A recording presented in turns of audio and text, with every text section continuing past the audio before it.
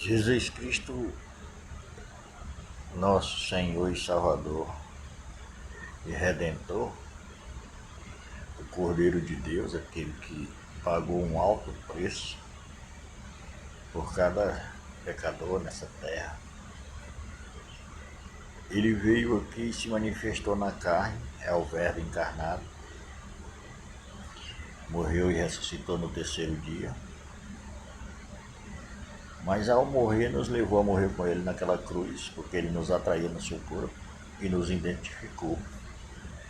Nós não éramos identificados como filho, porque estávamos mortos em nossos pecados, estávamos separados. Então na cruz nós fomos identificados, a nossa identificação. Quando Deus olhou para a cruz, viu Jesus. Jesus é o Filho de Deus e nós estávamos nele. A crucificação de Jesus é por causa do nosso pecado, da nossa enfermidade, de todo o mal que acerca o ser humano pecador. Então ele estava naquela cruz e a razão era essa. Era por causa do nosso pecado. A morte dele é porque nós não podíamos pagar a nossa conta e sair, pagar e sair, não podia. Então ele teve que pagar um alto preço, que é a sua própria vida, que a Bíblia chama de reconciliação, chama de redenção, mas tudo isso está nele. E a reconciliação é por meio dele para ele, porque nós estávamos irreconciliável era com ele, separável era dele. Então a reconciliação nele para ele. É o Pai reconciliando-se com o mundo por meio do Filho, que é ele. O Filho e o Pai e o Espírito Santo é um só, em três pessoas distintas, tempos distintos. Pai, Filho e Espírito Santo.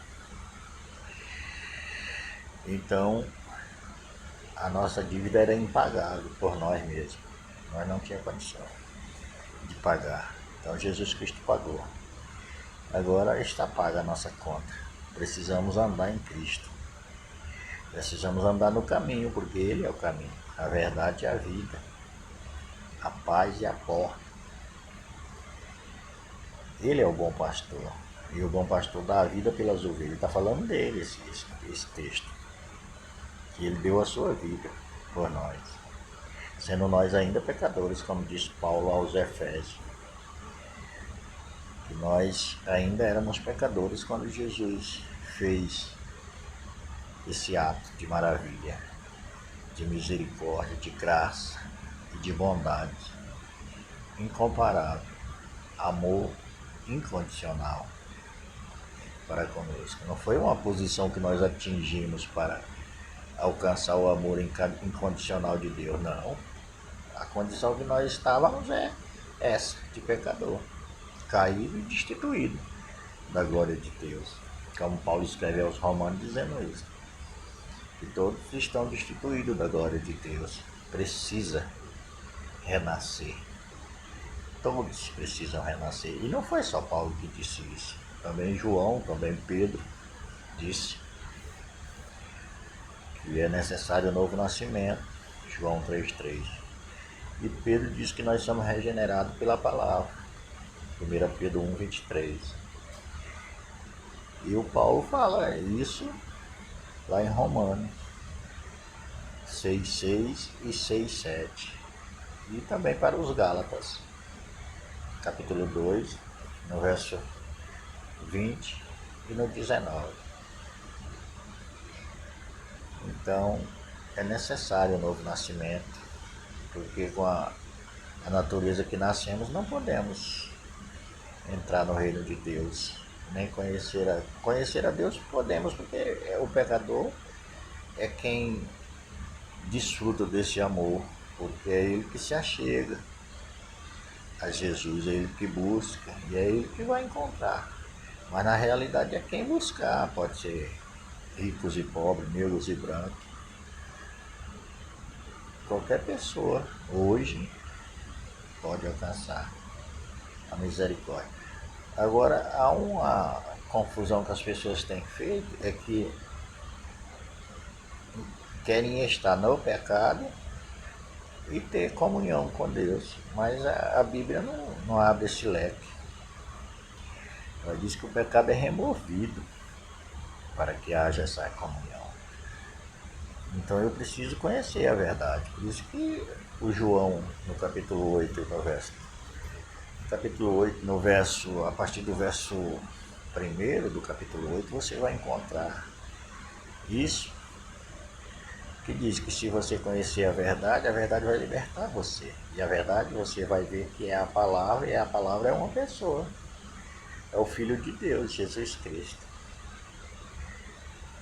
E aí você vai ver que ele aniquilou o pecado.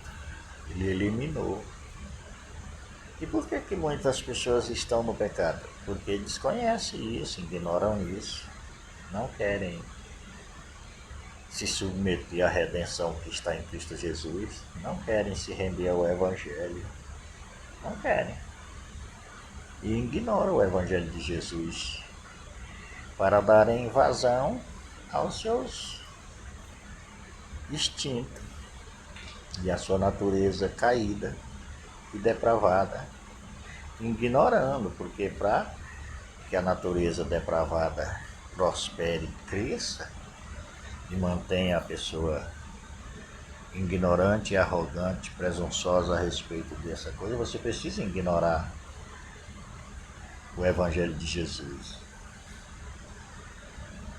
Porque se você não ignorá-lo e recebê-lo, a luz cada dia vai ser mais claro, cada dia vai ser mais iluminado os seus passos, porque a palavra é a lâmpada para seus pés, e os seus pés indicam que você vai caminhar, onde você vai estar encaminhado, o meio caminho é Jesus, e cada dia você vai ficar mais consciente de que é um pecador remido, lavado, purificado no sangue de Jesus, que você é a justiça de Deus feita em Cristo Jesus, que você é filho de Deus, que você é a nova criação em Cristo Jesus.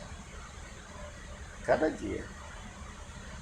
Agora, se você ignorar, cada dia mais você desce para a escuridão, cada vez mais. Cada vez mais. Mas porque você ignora, você rejeita, você não quer. Mas por que você não quer? Porque você acha que é um sistema e aprendeu isso e absorveu isso e sustenta isso, que é um sistema, que é uma religião, que é isso, que é aquilo,